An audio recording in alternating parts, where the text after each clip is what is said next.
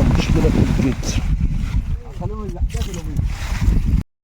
حبايبنا الكرام في درجة حرارة 42، أهلا بكم في فيديو جديد من مبيد ومفيد مع سالم القطعة. صديق لي كلمني: الحقني هندسة، أنا عندي زارع فدان كوسي فيه موت، والموت جاي من القمة النامية وانت نازل راجع لورا، ده موت راجع ولا ايه؟ قلت له موت راجع ايه؟ قال لي في عروق ميته وعروق عايش، فيرتسيليوم ده ولا ايه؟ فيوزاريوم ولا ايه؟ طب ايه؟ قال لي تعال شوف. جينا نشوف، تعالوا نشوفوا بقى هل ده اجهاد مائي ولا عفن جذور ولا ايه بالظبط. تعالوا نشوفوا المشكله ونشخصوها ونشوفوا حلها مع بعض. الزوميه دي دونا عن بقيه الارض اهي.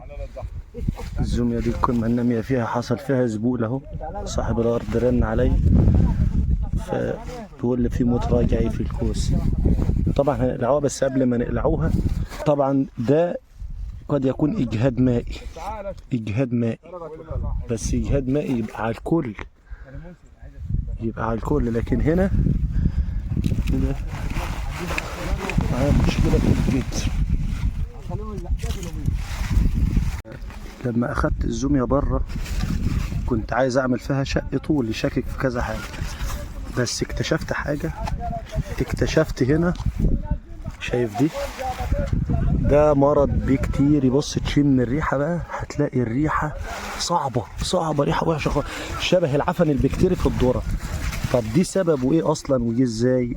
ده حصل نتيجه اصابه ميكانيكيه. واحد وهو بيجمع من حوالي اسبوع ولا حاجه لف الزوميه طبعا طولت اهي، لف العرش لفه غلط، برمها كده شبه ما تبرم منديل هندي، فحصل هنا ايه؟ عفن بكتيري. الحمد لله ان احنا اكتشفناه. طب احنا نرشه ايه في الحاله دي؟